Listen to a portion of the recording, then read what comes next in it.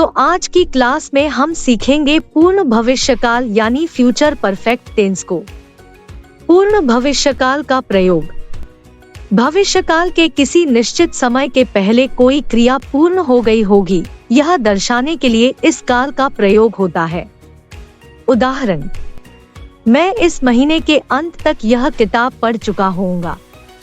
क्रिया हो गई होगी ऐसी संभावना व्यक्त करने के लिए भी इस काल का प्रयोग हो सकता है, जैसे वह अब तक घर पहुंच गया होगा।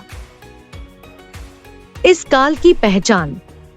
क्रिया के अंत में आ, ई, ए ये अक्षर और वाक्य के अंत में होगा, होगी, होऊंगा ये शब्द अर्थात वाक्य के अंत में या होगा, आ होगा इत्यादि। अब इसकी रचना देखिए।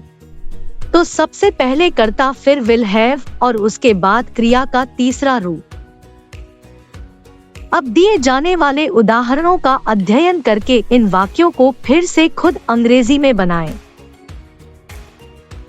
बस छूट गई होगी। The bus will have left.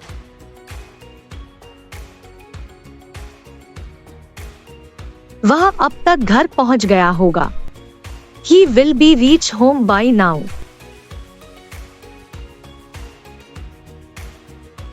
इस महीने के अंत तक मैं यह पुस्तक पढ़ चुकी होंगी।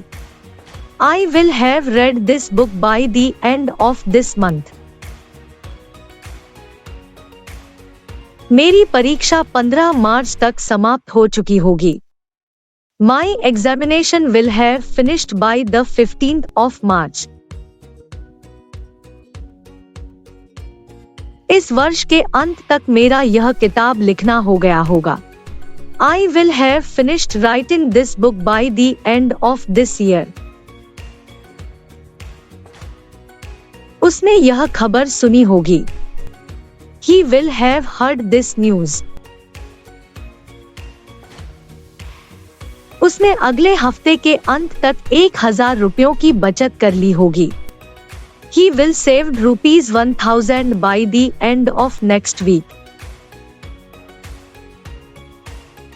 तब तक यह किताब मैंने 2 बार पढ़ ली होगी। I will have read this book twice by then.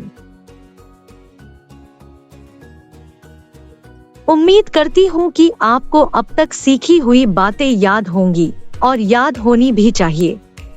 रचनाओं को याद करने के लिए आपको थोड़ा अभ्यास करना पड़ेगा, उसके बारे में हम आगे चर्चा करेंगे। अगले क्लास से हम परफेक्ट कंटिन्यूअस टेंस यानी पूर्ण निरंतर काल के सभी टेंस का अध्ययन प्रारंभ करेंगे।